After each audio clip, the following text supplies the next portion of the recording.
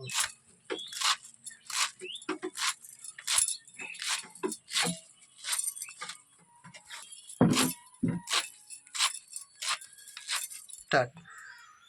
आम शाग रोषे करने जाऊँ जो थी कि 4 प्रकार शाग मिसी मदरंग शाग कंटा शाग भाजी शाग आउ सरिष शाग से बैगण किसी नहीं टमाटो पियाज सुखा लंका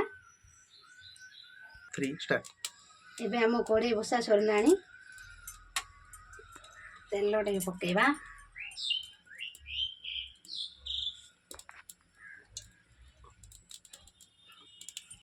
तेल गरम हो गला सरिष सुखा लंका पकेबा तापर पियाज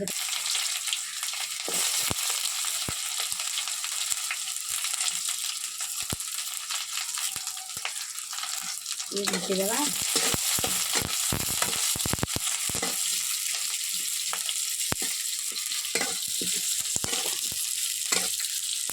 आम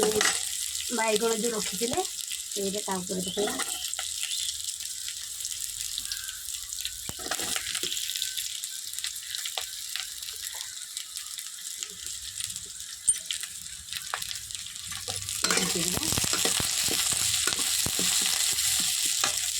टमाटो पकेबा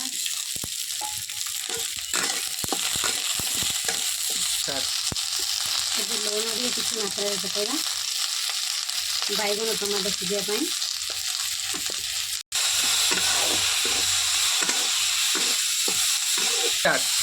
आम बैगण टमाटो सिझीगला शाग पकेबा शाग पकईकि घाटीदेवा